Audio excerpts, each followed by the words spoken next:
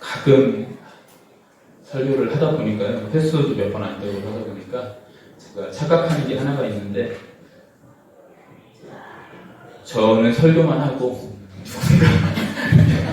누군가 하겠거니. 왜냐면 저는 이제 부목사 생활할 때에 그게 습관이 돼가지고 근데 제가 해야 되는 거예요. 그래가지고 그런 것도 그렇고, 오늘 이제 훈민 형제가 찬양인도 하는데, 처음에 이제 찬양 한 두세 곡 하고 기도하겠습니다 하는데, 큰일 났다. 바로 올라가야 돼. 제가 올라가지고 이 찬양 어떻게 진행되는지 봐가지고 되게 길게 해야 되나 보다, 시간이 많나 보다 이런 생각을 했는데, 다행히 그건 아니었더라고요.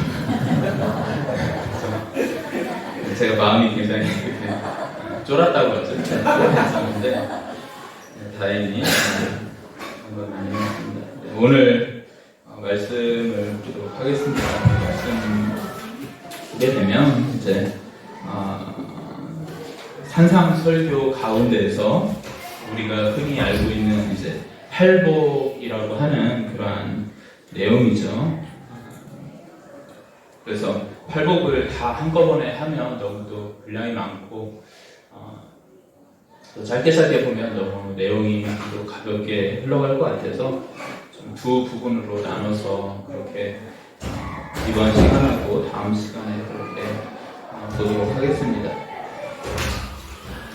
모든 사람들이요, 사실 복을 받고 싶어 하죠.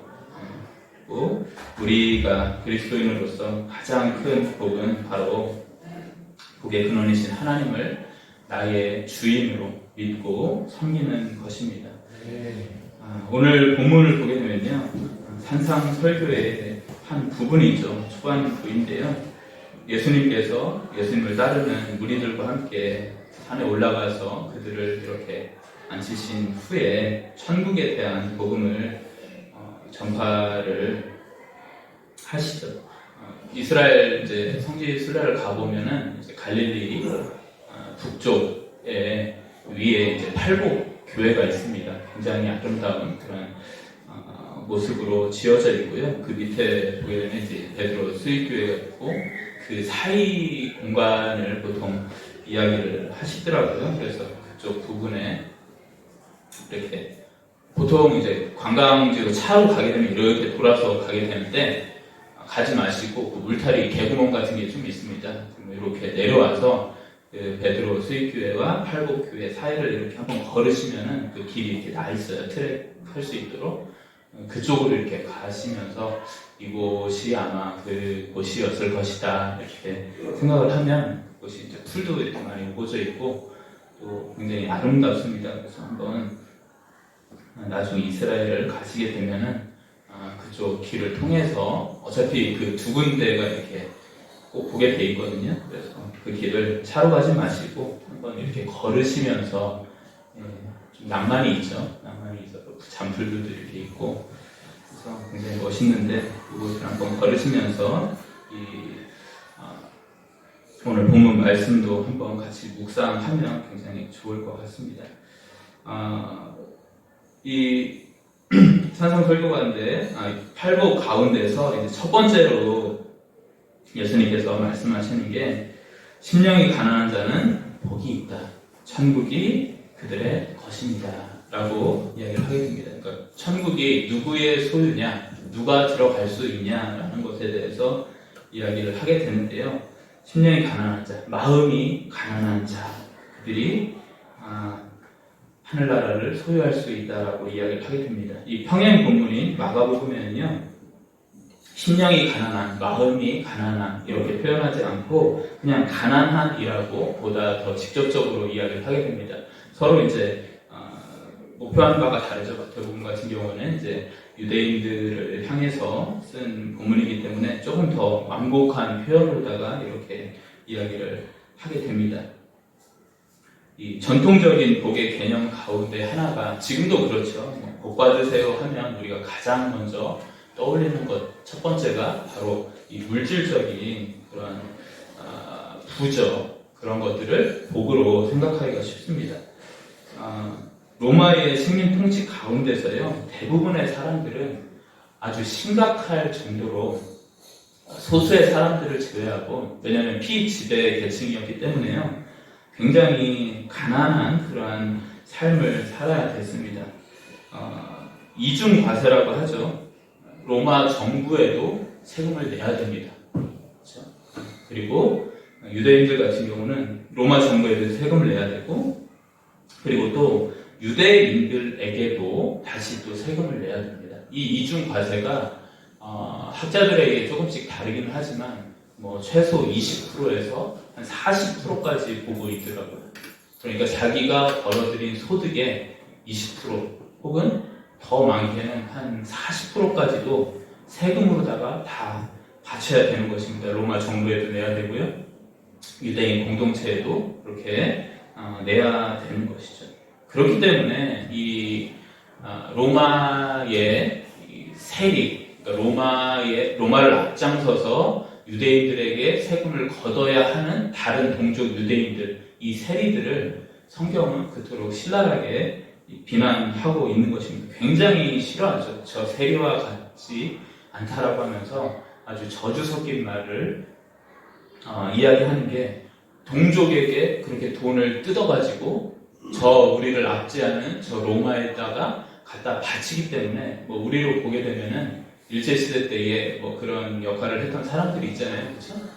그래서 일본 사람들한테 이렇게 편의를 받고 또 어떤 도움을 받지만 정작 한국 사람들에게는 굉장히 매국노라고 이렇게 칭함을 받는 그런 사람들이 있었죠. 비슷한 그런 상황 속에서 우리가 생각을 할 수가 있습니다. 그런데 이 신앙에 관해서는 자율성이 조금 있는 거예요. 그러니까 로마 정부에는 악착같이 다 뜯어가지만 내가 하나님 앞에는 조금 덜 낼 수가 있는 거죠. 그런데 이 율법에 정한 바를 내지 못하게 되면 그 사람들은 마음 가운데, 그러니까 먹고 살려면 어쩔 수가 없잖아요. 그러다 보니까 로마 정부에는 낼 수밖에 없는 거고, 억압된 그런 상황이다 보니까요.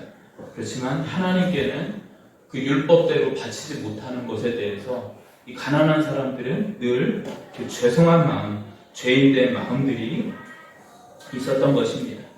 그런데 그들 가운데 예수님께서 찾아오셔서 이 그들의 짓눌림과 이 죄책감과 이 무게를 해방시키신 것이죠. 가난한 것이 저주이고, 가난하기 때문에 마음껏 하나님을 예배하지 못하고 하나님께 다가가지 못했는데, 주님께서는 오히려 이것이 복이고 천국이 그들의 것이라고 이야기를 하고 있는 것입니다.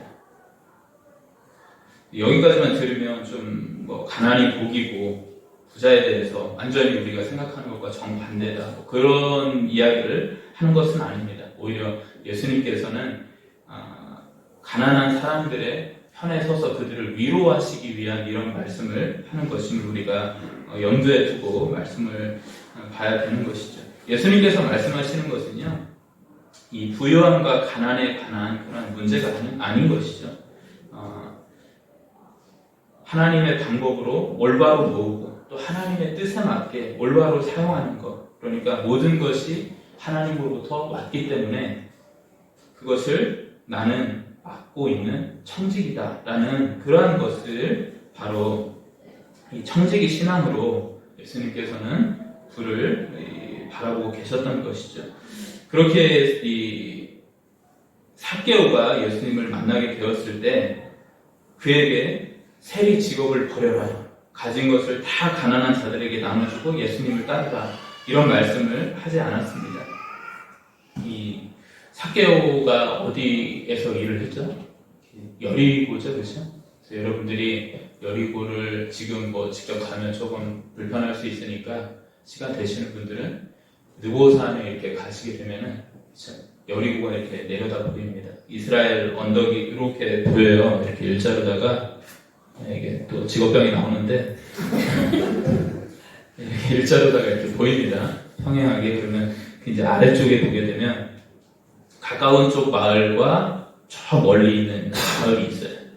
가까운 쪽 마을은 이스라엘 쪽, 이제 북경 마을이고 저쪽 멀리 있는 작은 마을이 있습니다. 생각보다 굉장히 작고 좀 안개가 많이 끼면 잘 보이지 않는데 거기가 바로 이제 여리고죠. 그 여리고에서 세리장을 맡고 있는 삭개오가 예수님 오신다는 소식을 듣고 이 옥나무 위에 올라가서 예수님을 바라봤을 때 예수님께서 그의 집으로 가게 되죠. 그런데 삭개오가 예수님을 만나니까 자신의 절반을 가난한 자들에게 주겠고 엄청난 거죠, 그렇죠? 이 절반이라고 하면요, 이 세리장이기 때문에 가진 재산이 엄청 많습니다. 그런데 그것뿐만이 아니라 누군가의 것을 속여 빼앗은 게 있다면 4배로 갚겠다라고 이야기를 하게 되죠. 그러면 누군가의 것을 빼앗은 적이 있다는 건가요? 없다는 건가요? 있다는 거죠, 그렇죠? 네. 없으면 그런 얘기를 할 필요가 없는데 4배로 갚겠다는 건 내가 불의한 방법으로다가 뺏은 게 있다라는 거예요. 그러니까 재산의 반도 떼어드리고 떼어서 가난한 사람들에게 주고 또 그 가운데서 불의한 사람들의 것은 4배로 갚게 되면요, 삭개오가 가진 재산은 굉장히 적게 되는 것입니다. 그럼에도 불구하고 하나님의 뜻에 따라 살겠다라고 이야기를 하게 되는 것이죠. 삭개오는요, 물질적으로는 굉장히 풍족했지만 이 마음에 그 가난함이 있었습니다. 그렇기 때문에 그는 그 굶주린 마음을 채우기 위해서 더 물질에 집착을 하게 되는 거죠. 그것은 마치 이 순간적인 갈증을 해결하기 위해서 바닷물을 마시는 것과 같습니다. 잠깐의 그 해결은 되겠지만 조금 있다가는 더 큰 이 목마름이 찾아오게 되는 것이죠. 그렇기 때문에 그의 심령의 이 가난함에 그것을 채워줄 수 있는 분이 나타나게 되었을 때에 그는 이제 다른 쓸데없는 먹어도 목마른 그러한 것이 아니라 이제는 정말 나의 그 갈급함을 그리고 굶주림을 채울 수 있는 그 영적 굶주림을 채울 수 있는 분이 나타났기 때문에 변화된 삶을 살기로 결단할 수가 있었다는 것입니다. 부가 복이 아니고 가난이 저주가 아니고 하나님을 구하는 심령, 그 영적인 굶주림이 그 안에 있다면요, 그것이 어떠한 환경에서든 복이 되는 것이고 또 하나님을 구하지 않아도 얼마든지 살아갈 수 있는 그것은요, 아무리 유복한 환경이라 하더라도 복된 삶이 될 수 없는 것입니다. 시편 42편 1절에서 3절을 보게 되면요, 저희가 찬양으로도 많이 듣게 되죠. 하나님이여 사슴이 시냇물을 찾기에 갈급한 같이 내 영혼이 주를 찾기에 갈급합니다 라고 이야기를 하게 됩니다. 이 사람은요, 이 시편 보게 되면 굉장히 평온한 것 같아요. 그렇죠? 내가 막 주님과 사슴에 비유하면서 막 아름다운 장면들이 막 나오게 되는데 실제는 그렇지 않습니다. 2절, 3절 보게 되면 내 영혼이 하나님 곧 살아계신 하나님을 갈망하니 내가 어느 때에 나아가서 하나님의 얼굴을 배울까. 사람들이 종일 내게 하는 말이 내 하나님이 어디 있느냐 하오니 내 눈물이 주야로 내 음식이 되었도다. 계속 사람들은 옆에서 조롱하고 너 하나님 믿어서 그렇게 됐지, 너 하나님 믿어봤자 아무 소용없지, 이렇게 조롱을 하게 되는 거예요. 그런데 정작 내 삶에서 뭔가 하나님의 능력은 나타나지 않으니까 그 갈급함이 더하는 거죠. 그 갈급함 속에서 주님 앞에 기도를 하는 것입니다. 그런데 5절에 보게 되면 이렇게 이야기를 합니다. 내 영혼아 내가 어찌하여 낙심하며 어찌하여 내 속에서 불안해하는가. 너는 하나님께 소망을 두라. 그가 나타나 도우심으로 말미암아 내가 여전히 찬송하리로다. 불안해하지 말라는 거죠. 낙심하지 말라는 거죠. 하나님 앞에 소망을 두게 되면 어떠한 상황과 환경 가운데서도 그는 하나님의 사랑으로 설 수 있고 하나님께서 반드시 그를 회복시켜 주신다는 것입니다. 하나님 없이 살아갈 수 없는 사람이 천국을 소유할 수가 있습니다. 하나님 없이 살아갈 수 없는 존재, 그 사람이 바로 심령이 가난한 사람입니다. 우리가 영혼의 주님, 그 가난함을 늘 마음 가운데 갖고 계시기를 간절히 소망합니다. 그래서 그 영혼의 주림이 세상의 다른 것이 아니라 바로 하나님으로 채워지는 그 복을 날마다 누리는 여러분들이 되시기를 축원합니다. 두 번째는요, 슬퍼하는 사람은 복이 있다라고 합니다. 그리고 하나님께서 그들을 위로하실 것이다, 위로를 받을 것이다, 이렇게 이야기를 하게 됩니다. 여러분들은 언제 슬픔을 느낍니까? 사랑하는 사람과의 이별, 또 혹은 자신, 가까운 사람의 육체적, 정신적 질병, 고통, 상처, 재정적인 어려움, 결핍, 불안, 이런 것들에서 우리는 슬픔을 느끼게 됩니다.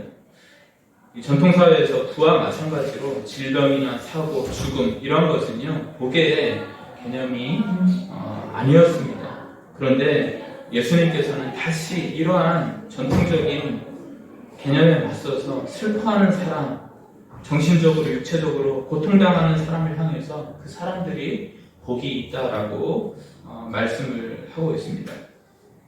제가 굉장히 좋아하는 본문 가운데 하나인데요. 이 요한복음 4장에 보게 되면 예수님과 제자들이 사마리아를 지나가게 됩니다. 수가라는 성에 들려서 여인과 이야기를 하게 되죠. 이 배경은 그렇습니다. 그냥 여인이 한낮에 물들어 왔는데 예수님께서, 제자들은 음식을 구하러 점심이니까 이제 아침을 먹겠죠. 여기식으로 점심, 이제 저희는 점심시간인데 여기는 아침을 먹잖아요, 그렇죠?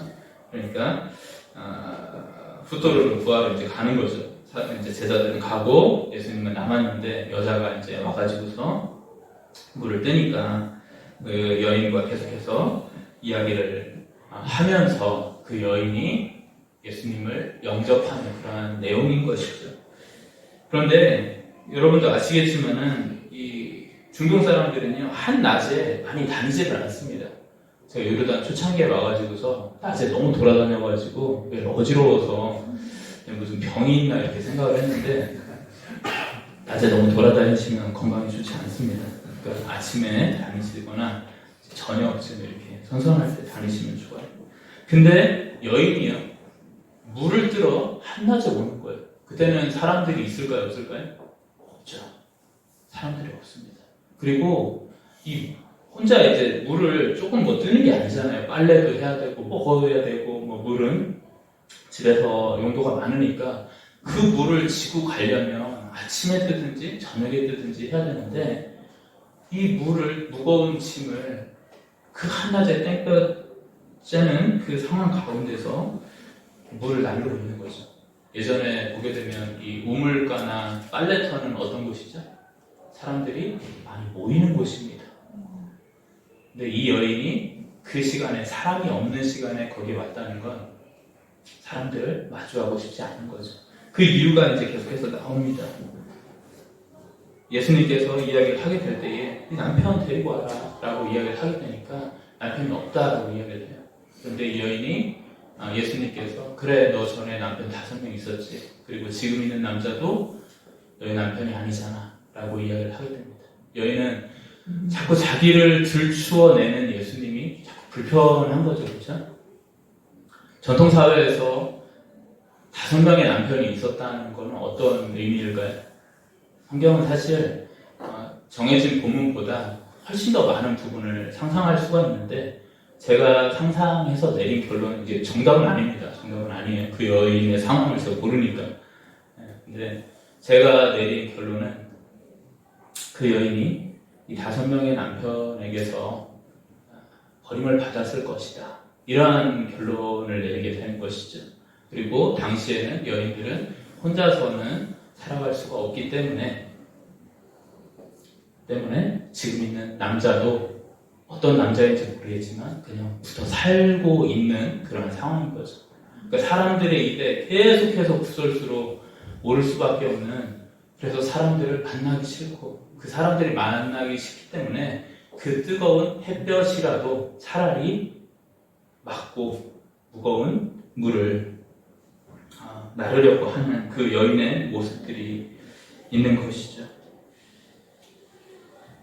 그녀가 가진 마음의 병을 현대 의학으로 이제 표현하자면요, 대인기피증 혹은 우울증, 더 심각하게는 공황 장애 같은 것이죠.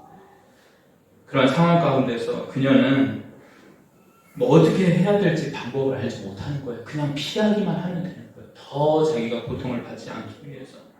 그때 바로 예수님을 만나게 됩니다.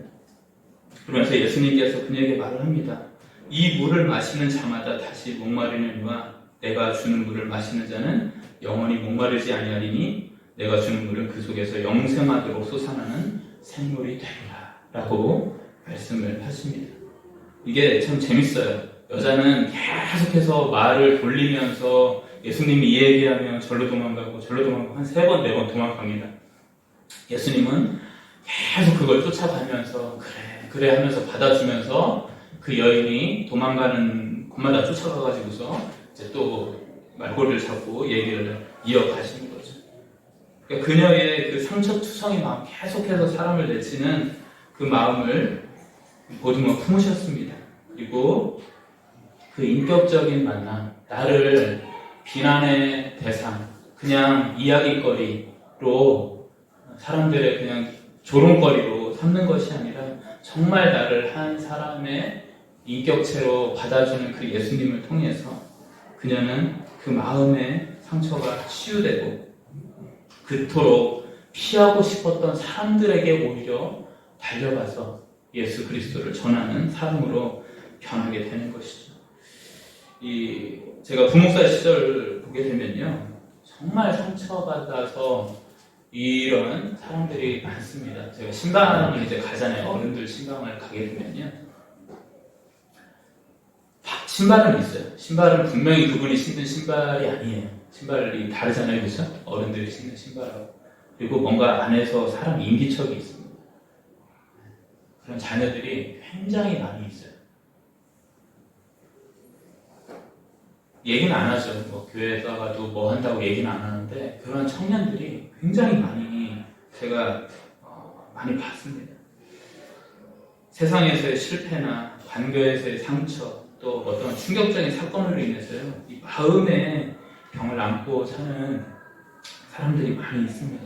근데 이 슬픔이 사람 마음에 한번 들어오게 되면 도통 떠나지를 않습니다. 그리고 그 우울감이 계속해서 있다 보면요, 그게 삶의 기준이 되는 거예요. 내가 버림받은 것 같고 저주받은 것 같고 나만 혼자인 것 같은 그런 이 마음들이 생기게 되죠. 저도 약간 우울한 끼가 있어요. 잘 모르시겠지만은, 그래도 제가 오늘 이제 박철웅 목사님이 이제 찬양을 이제 선정을 했는데 나중에 이제 찬송가도 이렇게 말씀을 하셔가지고서 제가 그냥 제목 비슷한 게 있어서 이렇게 했는데 전혀 이 템포 아닙니다. 이런 찬양 저는 절대 부르지 않습니다. 저는 더 우울해야 되고요, 더 막 이렇게 처져야 되고, 좀 많이 그래도 나아지긴 했는데 그런 게 있어요. 그래서 그런 걸 너무나도 제가 잘 압니다. 그 마음들을요.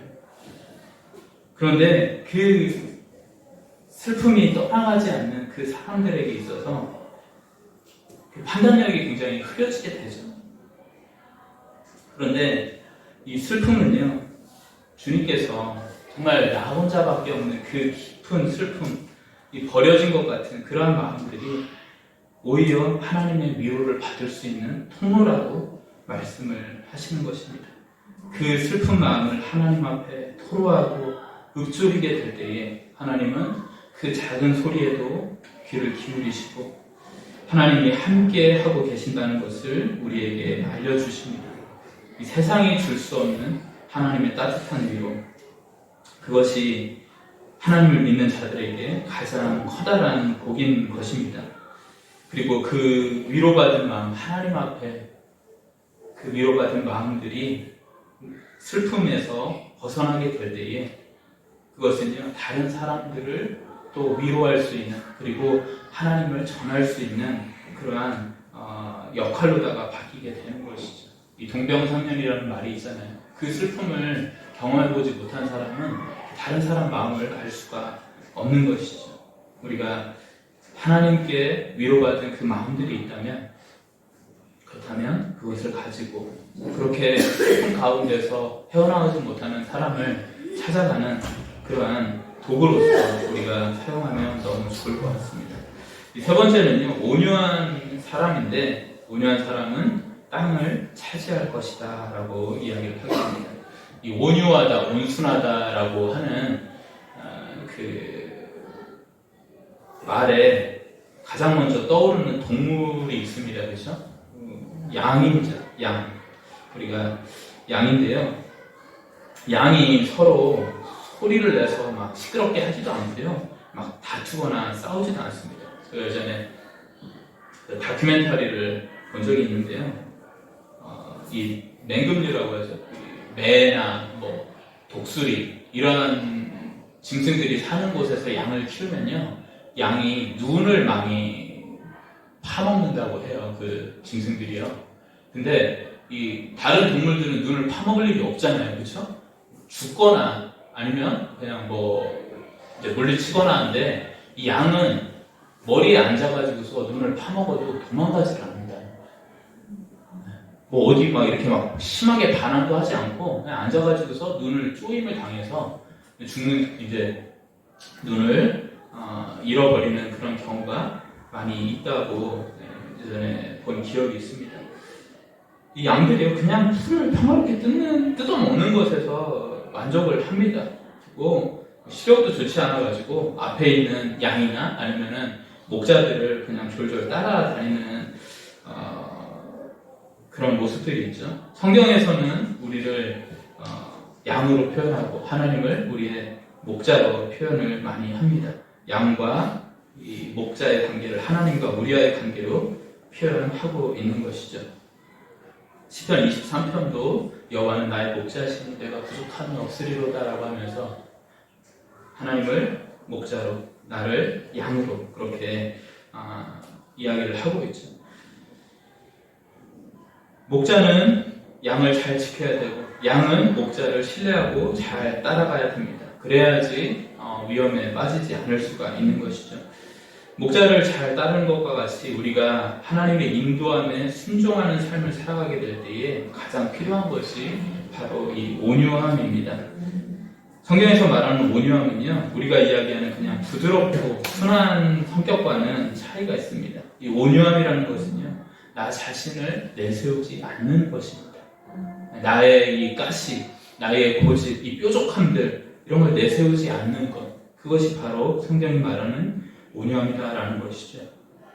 고집이 없고 지식이 없고 경험이 없어서 어리숙해서가 아니라 하나님을 신뢰하기 때문에, 하나님께서 인도하시는 것이 나의 경험, 지식, 내가 가진 모든 것들보다 더 낫기 때문에 하나님께 나 자신을 내어 맡기는 것입니다.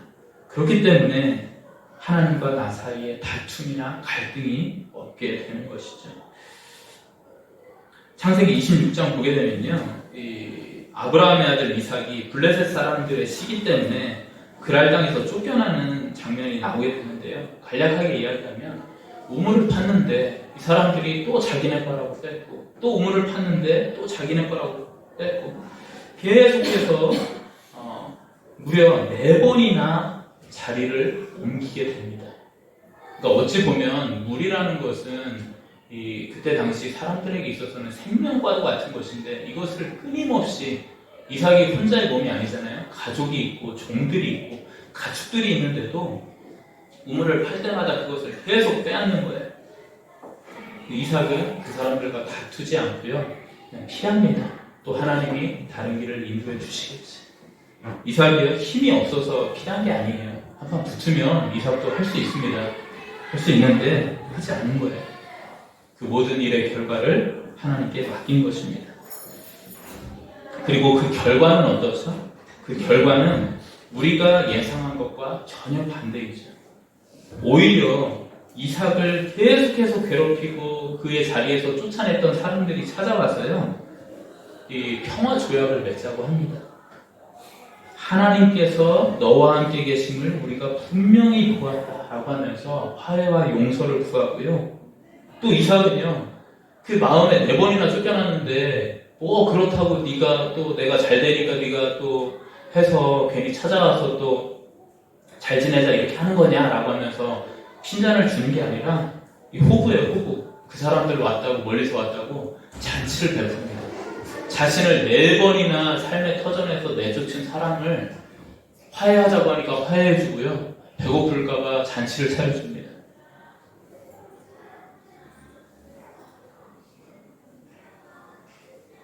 그렇게 해야 되겠죠, 그렇죠? 쉽진 않습니다. 쉽지 않아요. 예수님은 사람으로 사는 거 쉽지 않죠. 그렇게 살아야 되겠죠. 주님께서는요, 온유한 자는 땅을 차지할 것이라고 약속을 합니다.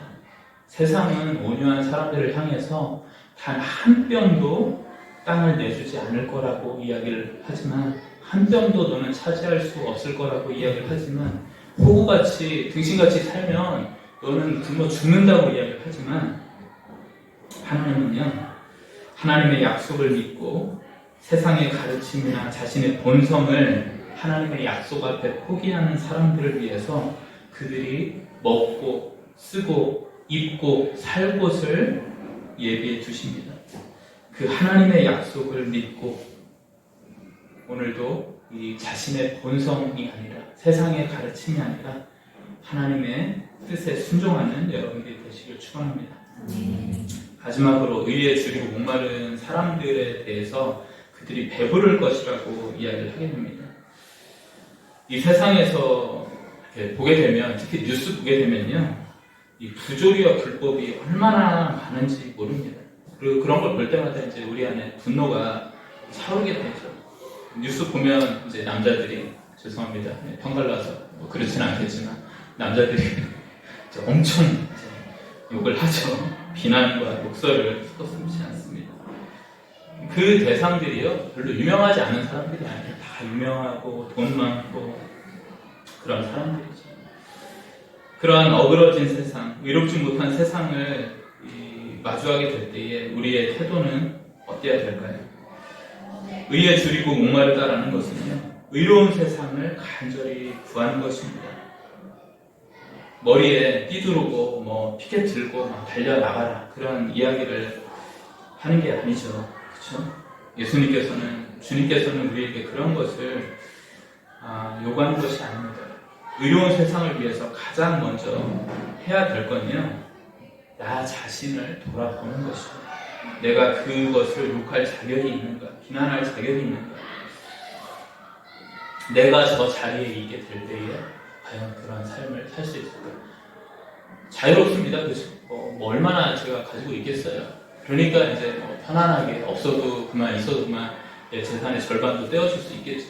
근데 내가 말 한마디에 몇 천억, 몇 조 왔다 갔다 한다고 치면, 그리고 세상 사람들이 모두 다 나를 칭송하고 떠받든다면 나는 그렇게 똑바르게 살아갈 수 있을까라고 질문한다면 저는 굉장히 조심스러울 것 같아요.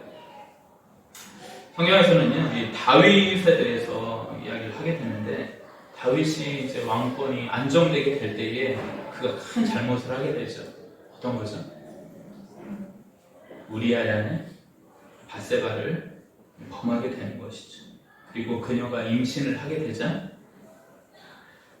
먼 곳에 있는 우리아를 불러서 아내와 잠자리를 갖도록 유도를 하지만, 이것마저도 이 눈치 없는 우리아가 집에 가지 않고 충성심을 보이게 되니까 오히려 그를 죽여버리게 됩니다.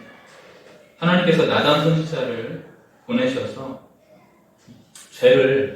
그 죄를 직접적으로 얘기 안 하고 다른 비유를 들어서 이제 고발을 하는데도 못 알아들어요.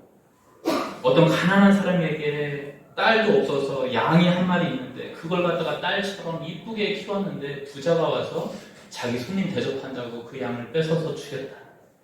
이러니까 다윗이 그놈은 죽여야 된다 막 이야기를 하는 거예요. 부자는 누구죠? 부자는 다윗이고, 이 가난한 사람은 누구죠? 우리아 장군이고, 그 양은 밧세바죠. 자기가 막 분노에, 의로운 분노에 막 휩싸여서 그놈 죽여야 된다 막 치는데 나단 선지자가 너다라고 이야기를 하게 될 때에 다윗은요, 이 죄의 눈이 가려져서 자신의 죄를 전혀 보지 못했던 모습에서 얼마나 많이 회개하고 반성하는지 그 자리에 꼬꾸라지게 되는 것이죠.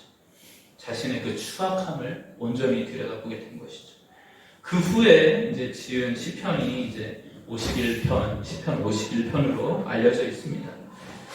제가 잠깐 보게 되면 하나님이여 주의 인자를 따라 내게 은혜를 베푸시며 주의 많은 긍휼을 따라 내 죄악을 지워주소서. 죄악을 맑게 지워주시고 나의 죄를 깨끗이 제하소서. 내가 죄악 중에 출생하였으며 어머니의 죄 중에서 나를 잉태하였나이다. 내가 태어날 때부터 죄 덩어리다 라고 이야기를 하는 것입니다. 모든 인간이 죄인입니다. 우리가 겉으로 보기에는 멀쩡해 보이지만 이 속에 죄악된 본성이 있기 때문에 우리는 언제든지 부패할 수 있는 거예요. 그렇기 때문에 지금 당장 눈앞에 내 앞에 잘못하고 있는 사람이 있다 하더라도 그 사람을 정죄하고 핏대를 세우면서 정의를 외치는 것이 아니라 의로우신 하나님께서 이 땅을 변화시키도록 우리는 먼저 기도해야 되고 또 나는 하나님의 뜻에 맞게 살고 있는 것인가, 나는 하나님의 뜻에 맞게 삶의 한 조각 한 조각 한 부분이 거짓 없이 정직하게 살아가고 있는가 라는 것을 우리가 생각하고 회개하고 고침받아야 되는 것입니다. 나의 신념이나 사상이 맞다 이렇게 생각하는 것이 아니라 하나님의 의를 구하고 기도하게 되면 하나님께서 그것을 채워주십니다. 그를 복되게 하시고요, 그 의에 줄이고 목마름에 하나님이 배부름으로 답하실 것입니다. 오늘 8복 가운데서 이 4가지 복을 살펴봤는데요. 심령이 가난한 자, 애통하는 자, 온유한 자, 의에 줄이고 목마른 자. 이 가운데에서요, 다 만족하시는 분도 있겠죠. 다 해당되는 분도 있고 또 어느 부분이 내게 연약한 그런 부분들도 있을 것입니다. 그렇지만 우리가 이 연약한 모습 그대로, 부족한 모습 그대로 주님 앞에 나오게 될 때에 주님께서는 우리를 상처를 싸매시고 고치시고 회복시키실 것입니다. 세상은 이런 사람들을 복되지 않다고 하지만 예수님께서는 복되다고 말씀하십니다. 세상의 기준의 복이 아니라 예수 그리스도께서 복 그 자체이시기 때문에, 복의 근원이시기 때문에요, 어떠한 상황과 처지를 만난다 하더라도 예수님을 만나면 그것이 바로 복이 되는 것이고 복된 삶을 살아가게 되는 것입니다. 예수님께서 십자가 위에서 죄와 사망과 어둠의 권세를 모두 다 물리치셨고 승리하셨기 때문에요, 이런 자들에게는 하나님이 주시는 복이 임하고 세상이 주는 그 거짓된 복이 우리에게 임할 수 없는 것입니다. 참된 복이 우리에게 있게 되는 것이죠. 세상이 알지 못하는 주님이 주시는 그 신령한 복을 누리시는 여러분들이 되시기를, 그리고 그 복을 마음에 품고 잃어버리지 않고 날마다 하루하루 살아가는 여러분들이 되시기를 주의 이름으로 간절히 축원합니다. 함께 찬양하도록 하겠습니다.